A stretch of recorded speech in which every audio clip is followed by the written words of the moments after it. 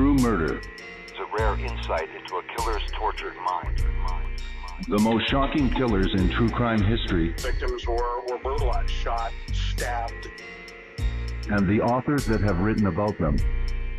Pinsky, Bundy, Dahmer. I would also play with Yash, like if you play with sand. The Night Stalker, BTK. Every week, another fascinating author talking about the most shocking and infamous killers in true crime history. True Murder, with your host, journalist and author, Dan Zupansky.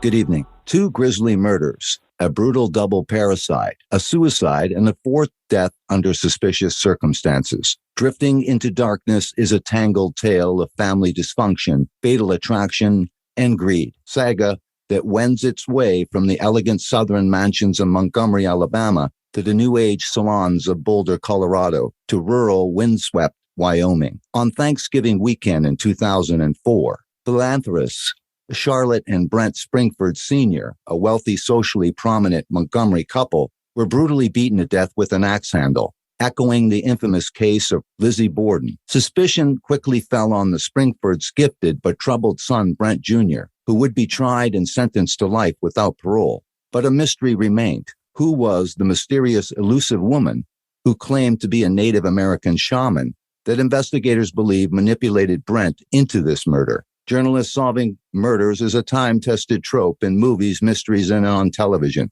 But cops and cop reporters know that rarely happens in real life, except when it does. Veteran crime reporter Mark I. Pinsky, who covered the sensational cases of serial killer Ted Bundy and Green Beret Dr. Jeffrey McDonald, broke the cardinal rule of journalism by involving himself in the story.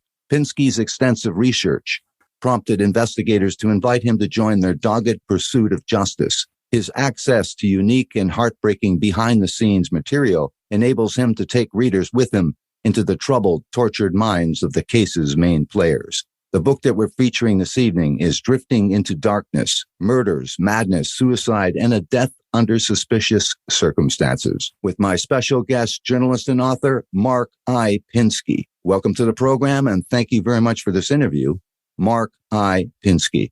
Dan, thank you very much for inviting me. I'm glad to be here. Thank you so much. This is an incredible tale, and we talked about your incredible access makes this true crime essential reading. Let's get right to the Springfords in this Garden District, as you write, of Montgomery, Alabama. And you take us immediately to Thanksgiving 2004, November 26th.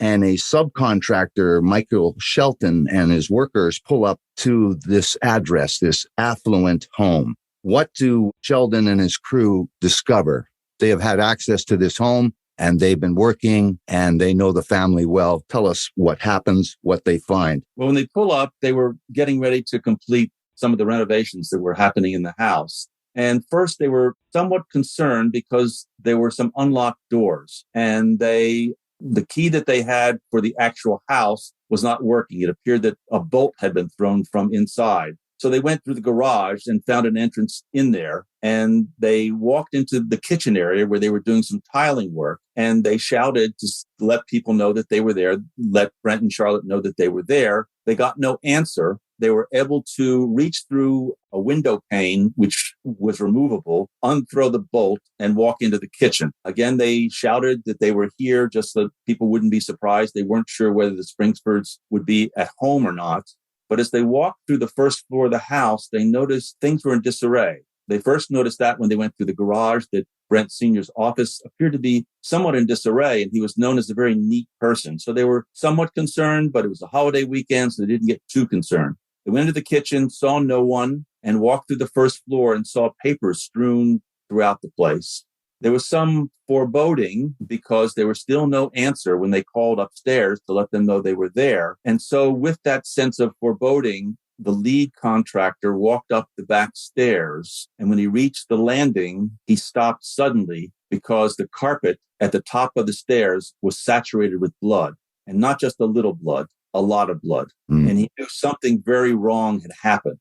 He went back down the stairs and told his workers not to go upstairs. He then called Brent Sr. on the cell phone. He had his number because the contractor also worked for Brent Sr. for a time at their soft drink bottling company. There was no answer, so more concern. When there was no answer, the contractor then called the Montgomery Police Department and said they thought something very wrong had happened. At first, they thought maybe it was a burglary, an armed robbery, a home invasion robbery that had gone wrong, but there were nothing else that they could see. And so the police said, leave the premises, wait out front. We'll get there as soon as we can.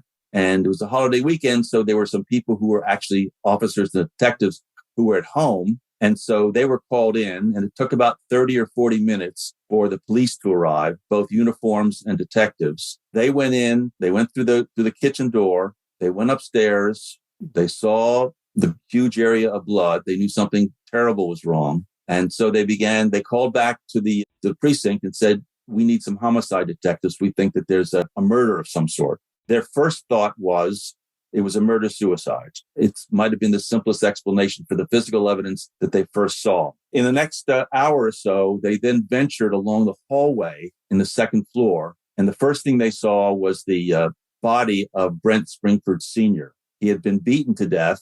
They didn't know with what at the time. It would later turn out to be a pickaxe handle, but also his throat was cut almost to the point of decapitation. And he was surrounded by blood in this area. They ventured further down the hall to the master bedroom, where they found the body of Charlotte Springford, who had also been beaten to death, who also was stabbed multiple times, including in the throat.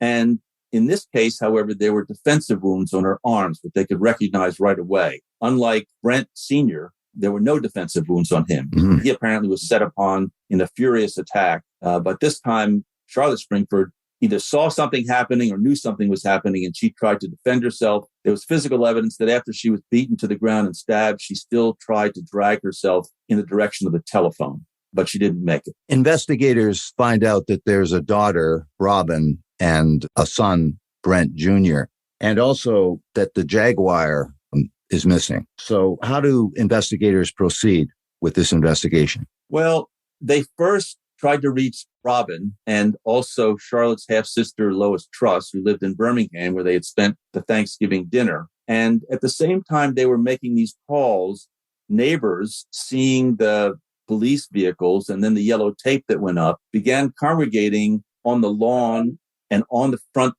and the street in front of them. And so other detectives began to chat with the neighbors to see if they had any leads. And among them were some close friends of the Springfords who said, take a close look at their son, Brent Jr. He's been estranged from the family living out in Colorado. So that went into the factors of the initial discussions. And as the investigators called family members, the family members also pointed toward Brent Jr. But the problem for the police is that as far as they knew, Brent was 2,000 miles away in the area of Boulder, Colorado. So they began making phone calls. They were also concerned, the family was concerned that Brent Jr. not only had killed his parents, but he might have in mind to kill his sister and other family members. So the family members on their own went into hiding in case the Brent Jr. was still around and might be after them. So the police immediately, to protect lives, they sent squad cars to protect Lois Truss's house and other places in thought that maybe he would come there.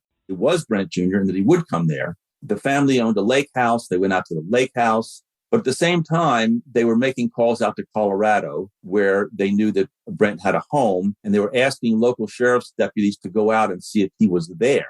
And so all this was happening. There was a lot of, I won't say confusion, but the victims were wealthy, prominent people. So a lot was at stake for the police department this is a horrible thing. You know, people in a neighborhood like the Garden District being murdered in their homes had a very high screw up. So police speak to Robin, and what do they find out from Robin concerning the brother, Brent Jr., and just the dynamics of the family, especially at Thanksgiving? Well, they found out that Robin and her husband, Greg, Charlotte and Brent Sr. had a Thanksgiving dinner at the home of Charlotte's half-sister, Lois Truss, in Birmingham. And the family was happy to gather together because Lois Truss's daughter had just gotten married. So there were two newlywed couples. It was very happy, but there was, in a sense, an empty chair at the Thanksgiving table. And that chair would have been for Brent Jr., but he was estranged from the family. So the estrangement really, when speaking to the people who were around the table, that estrangement really sort of hung over the whole event. So Robin, again, was convinced that only one person could have done this. It wasn't a random act. It wasn't a home invasion. It was her brother who did it. She didn't know how it happened or where it happened, but she was convinced that it was her brother who was responsible. And also, Robin was also concerned, a concern she gave to the police, that initially Robin and Greg were supposed to come back to the Springford's home in Montgomery with her parents to go off together. But at the last minute, Robin and her husband decided not to go with them. And Robin was very much concerned that if she and her husband had gone back with their parents, that she and her husband would have been murdered as well. So what do investigators do to be able to speak to Caroline Scout? Well, they called Brent Jr.'s partner, caregiver, and as it turns out, wife in Colorado, who's living in the house that the Springfords had given them, and wanted to know where Brent Jr. was. And at first, this woman's name is Caroline Scout.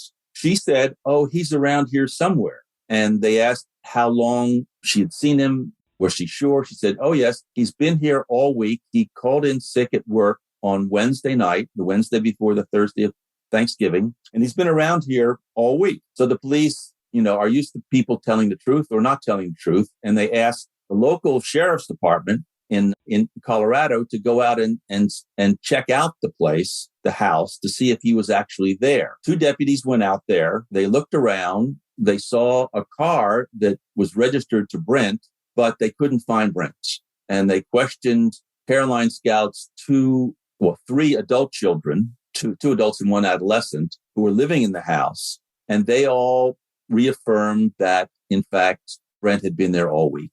So the police were at first puzzled. And then another young man who was living at the house, a boarder actually, took one of the police aside and said, "You should call me at my work. I'll be able to speak more freely." And when they did that, he said, "I haven't seen Brent for a week."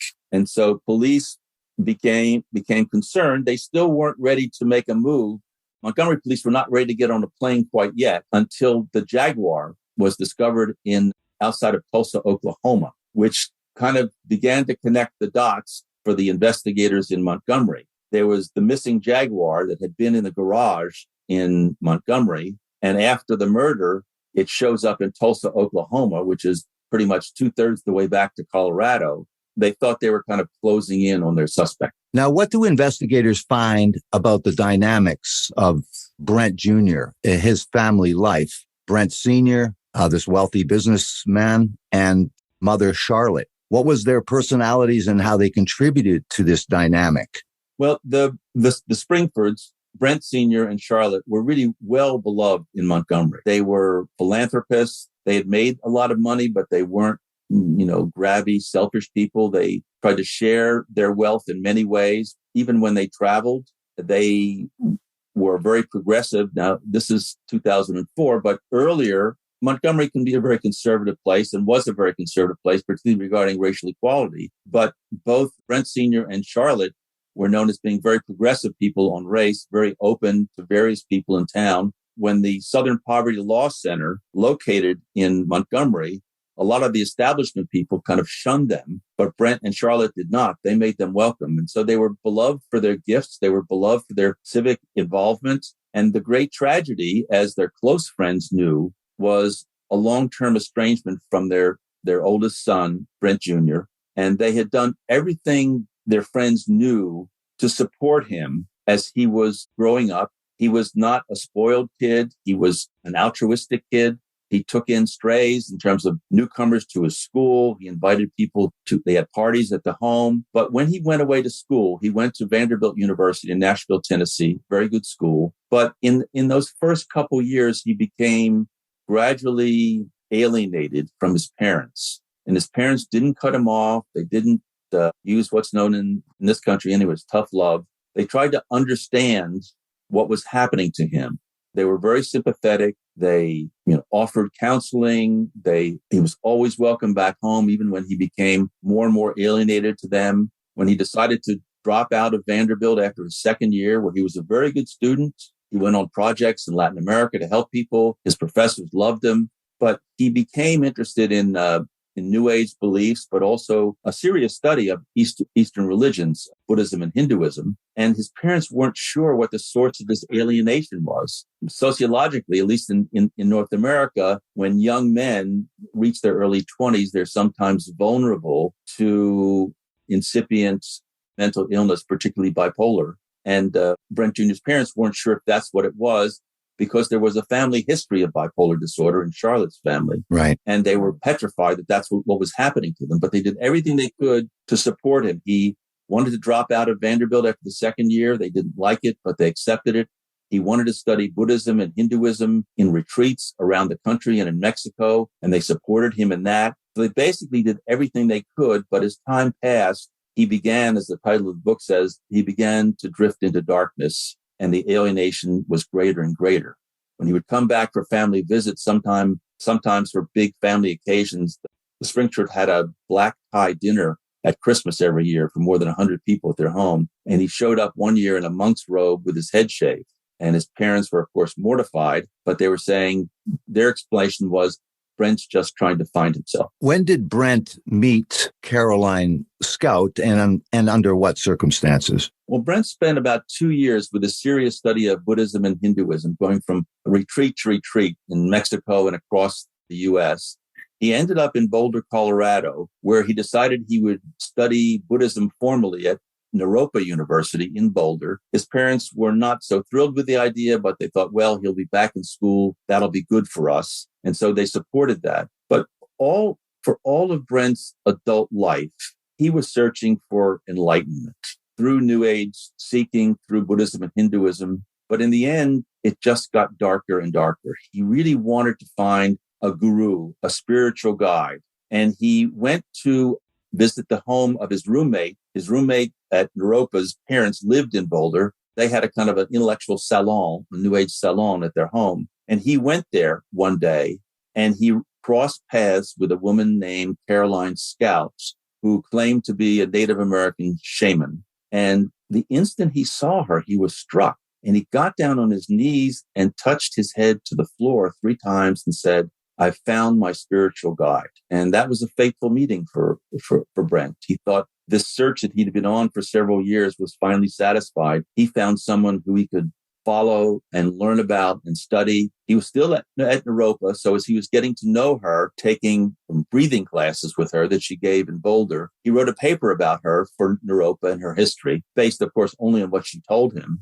And he became closer and closer to her. And I think at that time, she sensed in him what we call a mark, a vulnerable person from whom she could extract money. Now, they have a relationship, and he wants to tell his parents about this person. Their parents are interested in meeting this person that they believe can be a caretaker. Maybe you can explain to us that meeting and what they get from the meeting, this woman, and what they think her interest is regarding their son. At first, they were relieved that he had found someone who could look after him, someone whose advice he was likely to take, because as they were concerned with his mental health as well, they thought if he was with a person who would be a caretaker, who he would listen to, they could in a sense use her to steer him towards psychiatric care. They weren't sure. And also, Charlotte candidly admitted if he had a caretaker in Boulder, he was less likely to come home to Montgomery and embarrass them again with his state of mind. So they felt this was a good idea. But they were very caring parents, very careful parents. And so they flew out to Boulder to meet this woman. And they were initially impressed with her. They felt she was a very spiritual person. Many people who met her felt she was a very spiritual person. And they left fairly confident that this was going to be a good arrangement. And so to cement that, they began sending Caroline Scout money, ostensibly to take care of Brent, but it was really more money than she would have needed. And so that relationship was sort of christened and approved of by Brent's parents. They were hopeful. They weren't sure, but they were hopeful that this might bring him back to them in some way through her. And in fact, she did begin to get him to see a series of psychiatrists. He was uncertain of it himself, but because she said he should do it, he began to do it. Now, you talk about this. What is the diagnosis from these various psychiatrists? Very early on, the psychiatrist's diagnoses were sort of reinforced from one to another, for the most part, which is early stages of bipolar disorder. And this was troubling to Brent Jr.'s mother because she knew that her family, for 3 generations at least, had been plagued with bipolar disorder. Mm-hmm. There were in her family suicides, institutionalizing, alcoholism, various things, which she had decided not to tell her son about for fear that he would see that as something that couldn't be avoided for him. And right. So she didn't want it to be an inevitable problem that he should worry about among the other things that he had in his life to worry about. So she recognized that was probably the case. And she did what psychiatrists don't really like to do. She began corresponding with his psychiatrists. Most of them, because of the ethics, would not respond to her because he was not a minor. So she had no standing to his psychiatric care. But she was pretty clear psychiatrists were onto something, and they prescribed medication. And as often happens with bipolar disorder, the medication, once they get the sort of mix or the cocktail right, results in improvement. But sometimes the improvement, the patient says, well, I'm feeling fine. I don't need the drugs anymore. So then they stop taking the drugs and the cycle repeats. Now you talk about that there was a secret that these two, Brent Jr. and Caroline, had that they kept from the parents. And the parents, being supportive and wealthy, decided to buy a home and keep it in their own name, but buy a home so that he could have somewhere to live and support this caregiver. But in reality, what was the living arrangements at that time? It was very strange. Before they bought the house, while Brent Jr. was still in Boulder, when there was a summer break at Naropa, he told his parents he wanted to go up to Wyoming, where Caroline Scout had a small ranch, and work on her ranch, be a caretaker, and learn about Native American culture, which they agreed to. And that took place through the summer. And then he decided he was going to stay there, that he wouldn't go back to school. He began working at various jobs. Now, up there, he did see a psychiatrist, but his mother felt that psychiatrist in South Dakota was not the kind of psychiatrist that he needed. So she wanted to get them back to Boulder. But what she didn't know is that after that summer, Caroline Scout drove Brent Jr. across the border into South Dakota to a historic town called Deadwood, and they were secretly married. Brent later said he didn't know why she wanted to get married. It was her idea, not his. He didn't realize it, but he was 20. Well, he knew he was 24. What he didn't realize is that she was 48, twice his age. And she said, we want to keep this a secret. And so it was a secret. And by that time, which is that this was not a traditional marriage, as they say. There was no sexual relationship between Caroline and Brent Jr. And he was apparently quite content with that. When he moved finally from Caroline's ranch in Wyoming to the house that his parents had purchased in Greeley, Colorado, he wasn't even allowed to sleep not only in her bedroom, he was not allowed to sleep in the house. He built a little living area in the garage, the adjoining garage. And he was not allowed to come into the house without permission from Caroline. And he needed to call her on her cell phone first to get permission to come into the house, which happened, but very rarely. And to her children, Caroline denigrated him, that he was basically a screw up, that he was crazy, and that her caretaking was just basically a paid indulgence for her. This continues for quite a while, where the parents are supportive, hoping for the very best, thinking that she has his best interest in mind. But eventually, through a bunch of different circumstances, Charlotte but especially Brent Sr. believe that there's something amiss. And there eventually is a complaint because these numbers don't add up. The money that they're giving is not got any return on an investment. So they think that Caroline they're suspicious of her. As a result, there is talk of withholding money. As a result, what happens with the living arrangement at the house in Colorado, and how is it that he has this kind of information that really paints his parents in a negative light, despite their support of him? Well, there's an increasing flow over several years of money from the Springfords in Montgomery to Caroline as caretaker in Greeley. And the figures began to really mount up. And it begins with, the house, which is not in their name, but they bought the house. They did buy with title cars for Caroline and her adult children. They bought clothes. They paid community college tuition, a whole series of benefits that when the paper trail was finally tracked, it was somewhere between $1 million and $1.5 million. There are various improvements on the property. And Brent Jr., who was not a grabby, spoiled kid growing up, began to make increasing demands on his parents, never in voice, usually in texts or faxes. And the tone of his request, which soon shifted into demands, was very uncharacteristic of Brent Jr. He was basically beginning to treat his parents as an ATM, as a cash machine. And they became suspicious naturally over time. And they had talked amongst themselves, as well as with their friends and neighbors and some psychiatrists, about when to exercise what's called, as I mentioned before, a tough love. When to say, you need to do this if you want me to do this. And the estrangement, when they did that, became really intense until finally they decided they were going to cut both Caroline and Brent Jr. off. Around the same time, Robin was supposed to get married in a big fancy wedding in Alabama, and they decided that Brent had become too unstable to attend. So though Robin had personally invited her brother, her parents got her to disinvite him right around the time that they decided to cut off the money. And they did. He did not attend the wedding. They did cut off the money. And 6 weeks after the money was cut off, Brent Jr. got on a bus from Boulder, headed toward Montgomery.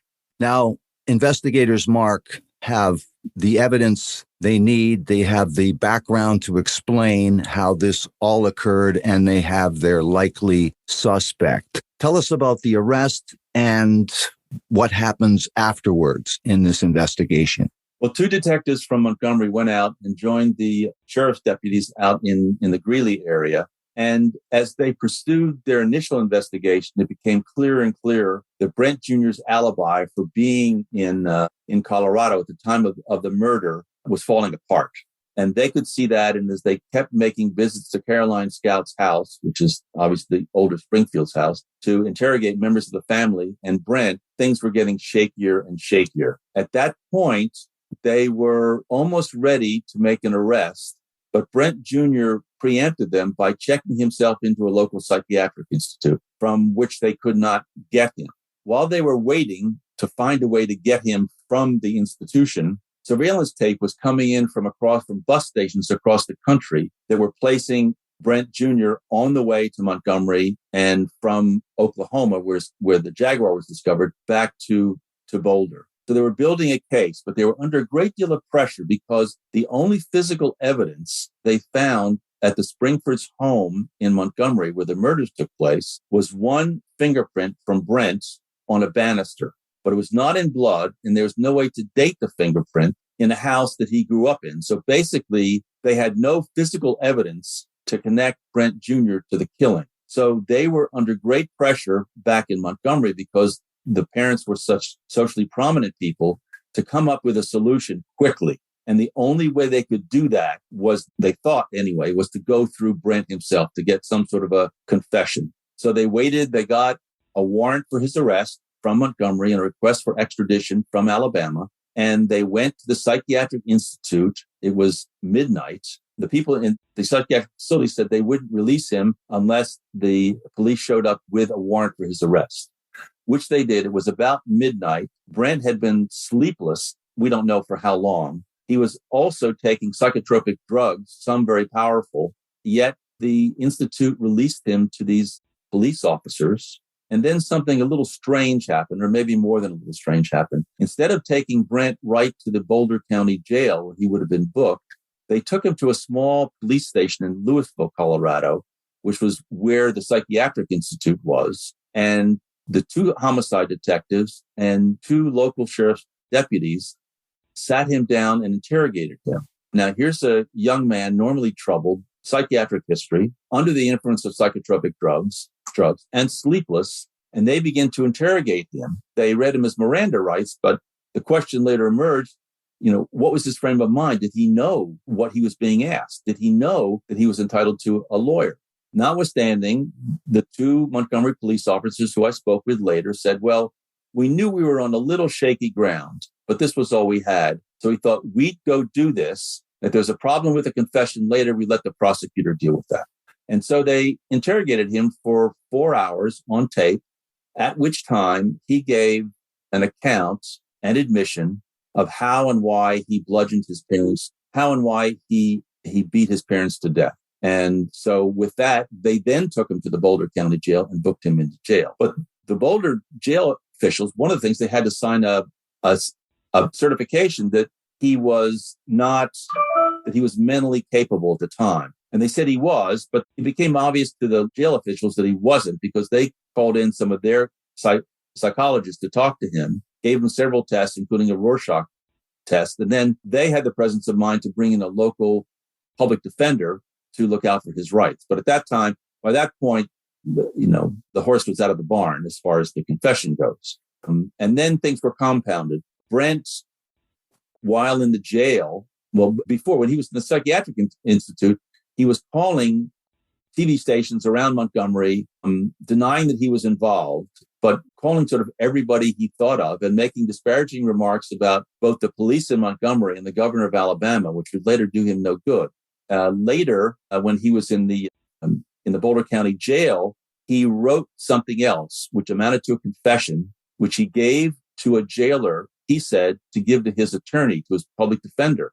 The jail person, those things are privileged. You can't use them. But the jail attendant nonetheless made a copy of it and shared that with police authorities. In that written document, Brent Jr. also confessed to the murder, although there were certain details about who said what happened, the order of things, and what motivated him were somewhat different. But that later went to the police, and that strengthened their hands in their accusations of Brent Jr.'s involvement in the murders. Through all of this, they do hear and they do assume that this Caroline Scout does not have the best interests at heart with Brent Jr., but also that she may have had some involvement one way or another, either prompting him to do this or being more directly involved. And yet Brent, despite anything, is very, very protective of Caroline in this regard. And in fact, another thing that you point out was very, very, very interesting and would lead police to be very suspicious is that because they were married, she would not be forced whatsoever to testify against her husband. And yet she gave crucial information, incriminating information to police voluntarily, didn't she? She did, which was very curious, and it became curiouser and curiouser, as Alice in Wonderland once said, as to whose interest she had at the foremost. She visited him, but she shared much of what he told her with investigators, which was very strange. And they weren't sure why. Part of his protection of her, one, he would never implicate her in any way in the killing itself. But when Caroline Scout gave, she basically lied to investigators initially about where he was. So that would leave her vulnerable to accessory after the fact, if not accessory as an accessory. And they let her come back with a lawyer and retract the lies that she had told investigators previously. And Brent Jr. seemed fixated with the idea that she should not be in any way vulnerable to any kind of prosecution. He was adamant about that, and he would remain adamant about that for years that followed. Now, this was a capital case. And so this was a different dynamic in terms of what their intention was as a defense team. And their goal was to save his life, obviously. And so they only had a couple options. And so what did they decide to do in terms of defense? And how did that work out and lead us to this trial? Their first line of defense was to prove that he was mentally incompetent, either to stand trial or to have committed what the crime was. And in the U.S. judicial system, in a case like this, the question of mental competence gets down to an issue of dueling shrinks, as we say. So the defense would hire psychiatrists to evaluate, knowing the history of these psychiatrists, that they were amenable to finding someone incompetent, whereas the prosecutor would go and recruit psychiatrists who were known to have a bias against finding mental incompetence. So that was the first line of defense. That took several years, and they went back and forth. And finally, the defense lost that. It became clear that although they knew that Brent Jr. was crazy or getting crazier from their own dealings with him and more difficult to defend, the ruling was that he was not incompetent to stand trial. And so there were then two lines of defense that were secondary. One was to get a change of venue from Montgomery, where the case was huge news day after day. And the second line of that defense was to have the three now, this time 3 confessions by Brent, thrown out because he was not properly protected when he gave those confessions. So the first 2 motions took a long time to adjudicate. The first one was the defense won a change of venue from Montgomery to Birmingham, which was about an hour away. Now, it was a great victory, not so much because he would have a better shot at a trial in Birmingham, but in order to move the trial from Montgomery to Birmingham, it would be an added expense to Montgomery County. It would cost them an extra $250,000 that was not budgeted. And so pressure then was on the prosecutor. Do you want to have to go to the county commission and ask for another $250,000? Now, that's not a yes or no proposition, but it factored into the decision of whether the prosecutor wanted to deal away the death penalty.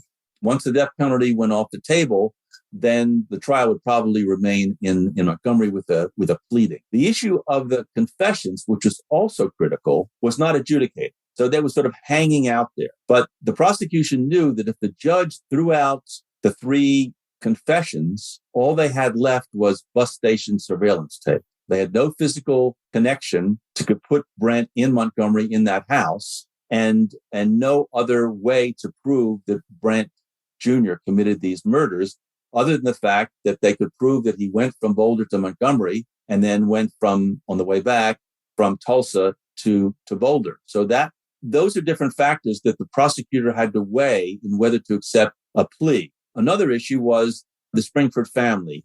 Robin, the surviving daughter, and her husband, Greg, were thought to be really pressing hard for the death penalty. Now, the prosecutor didn't need to get their permission, but by practice, they consult. So these were all the factors that the prosecutor, Ellen Brooks, was weighing as to whether she would be amenable to a deal that would take the death penalty off the table, but would result in a guilty plea. In Alabama, the prosecutor is an elected position, so she always has to be careful about what this might mean to her politically, because she had asked for the death penalty before in other cases where the accused were people of color and poor. And it might not look good for her to take the death penalty off the table for a young man who was white and from a wealthy background. So tell us what happens at trial. What is the outcome? At trial, they had finally, they thought, convinced Brent Jr. to accept a plea of life in prison without the possibility of parole, with the understanding that he would be housed in a secure psychiatric prison unit. But up until the time in the courtroom, which was required, that the judge accepted the plea, there was really uncertainty on both the prosecutor and the defense team as to whether Brent, who was getting very, very shaky mentally, would be able to accept the deal in a way that the judge could accept. Because if he was unstable, he would be too unstable to accept the deal, and the whole deal would go down the drain. So on the day of the pleading, everybody was on tenterhooks. The judge, the prosecutor, the defense attorneys, and everybody was hoping that they could get through this. And when they first went through the procedure that they needed to, Brent seemed to wobble a little bit. And so they asked him to sit down. There was a conference at the judge's bench with both sides, and they tried to work out really ad hoc a quick wording and strategy that Brent Jr. would agree to. They finally did that. The plea was accepted. Brent pleaded guilty. He was sentenced to life in prison without parole. And the judge advised, which is all he could do, the State Department of Corrections to house Brent in a secure psychiatric prison unit. Let's use this as an opportunity to stop for these messages. Now, you talked that people feared that under the condition that he was in, that this might be, in fact, a death sentence regardless. So what happens? Well, at first, Brent seems well adjusted. When he's in the Montgomery County Jail, he was not convicted until he pleaded guilty. So the conditions were fairly relaxed. He could come and go from his cell. He had access to books and writing materials. He had access to radio. And because he had become, so involved in his spiritual quest that as a Buddhist and a Hindu from both traditions, he felt, well, I'm going to view this as a monk's cell. And I'll just pretend that I'm in a monastery, so it can't be that bad. But after he pleaded guilty, he was sent to the state prison system where things were a lot more difficult and a lot more stringent. And he had to give up many of his books. He had to give up his radio, and he did not adjust well. He wanted a cell by himself, which they agreed to. He began seeing a prison psychiatrist, but the prison psychiatrist communicated with a member of Brent's defense team to say Brent's long-term prognosis was not good, that his mental condition was likely to deteriorate, and there's no telling how it would all end. And although Brent Jr.'s friends and family rallied around him, and they ordered him books, they sent money to his commissary account to buy toiletries and candy, etc., and they wrote to him, he continued his mental descent, and he was transferred for various reasons, some his request, some the prison's request, and he wasn't doing well at all. And there was another transfer that he was ordered to do, and he said, if you transfer me again, I'll kill myself. Well, in prisons, people do say those things, and they don't always do it. But in Brent's case, he wasn't posturing. He had a script or a prescription for Tylenol for his various ailments, among others, and he simply stored them up, and he took them all at once, and he had liver failure in his jail cell, and he died. In this trial, there was a person that's a crucial character in here, and her name was Susan Wardell. And her specialty, she was a mitigation specialist. So tell us now that he is dead, how you become involved, and who is Susan Wardell and her involvement going forward. Susan Wardell is my wife's sister, my wife's older sister. Both my wife, her sister, and I were at Duke University together in the late 1960s.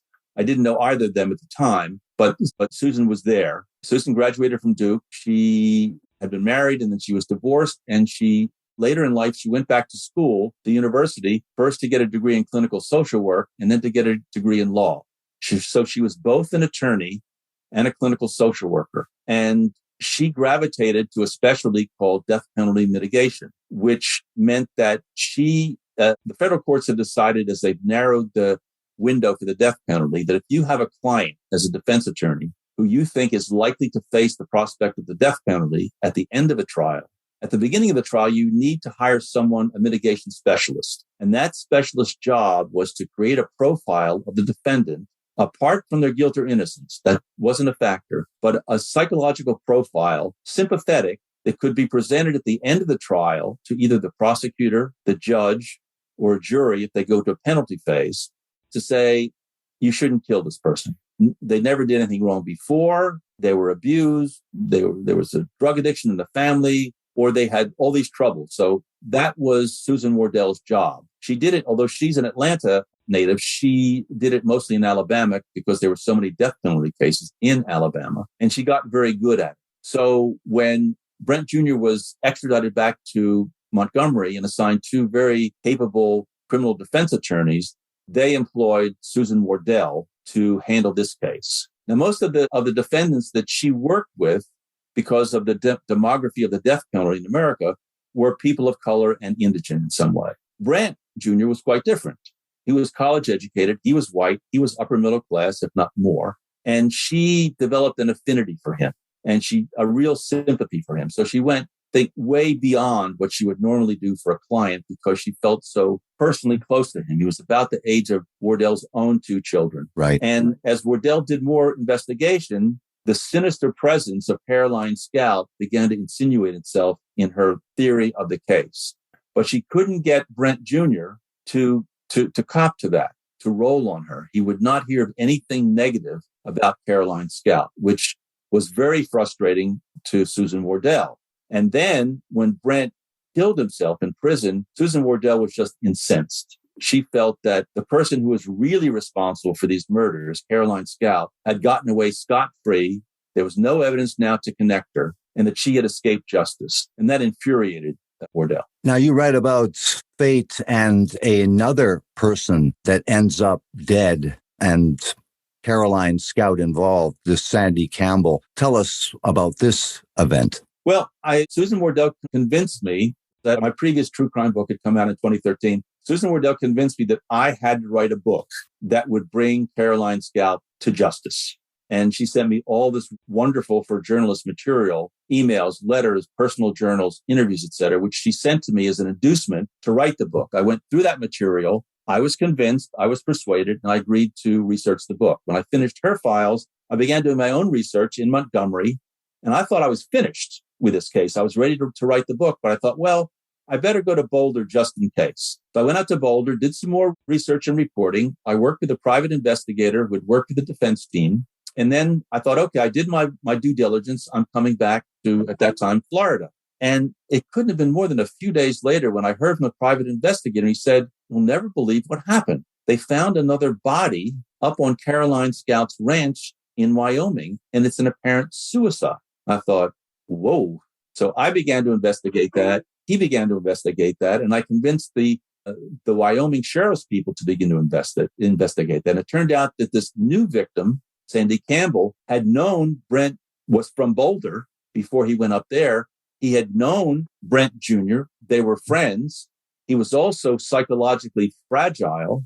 And then in a more sinister development, 2 insurance policies popped up on Sandy Campbell's life, which named Caroline Scout as the sole beneficiary, even though Campbell had a daughter that he was close to. So the police, at my urging, would not sign a death certificate, putting the cause of death at suicide, because that would trigger payment of the insurance company on those claims. So that's when the plot thickened. And I got to be friendly for some reason. I still don't know why, with a deputy sheriff out there who listened to me and paid attention to me, which, police homicide people don't like civilians getting themselves involved. Particularly, they don't like journalists getting involved. But this person, Detective Sergeant Patrick Watsabaugh, listened to me. And he said, okay, we won't sign the death certificate. And then later he said, well, Caroline keeps calling and calling. You want to know why we won't sign the death certificate? Well, one reason was the suicide was a shooting, and the closer they looked at it, the more hinky it looked. The physical evidence did not really line up with the story that Caroline was telling about what happened. And so Detective Watsabaugh told me, he said, Mark, if you fly out here, you can help us, and I'll get you an interview with Caroline Scout. I said, Patrick, how can you do that? He said, I'll take care of it. So I said, okay. I flew into South Dakota, then drove over into Wyoming. And in fact, through a series of events, Watsabaugh was able to get me face to face with Caroline Scout.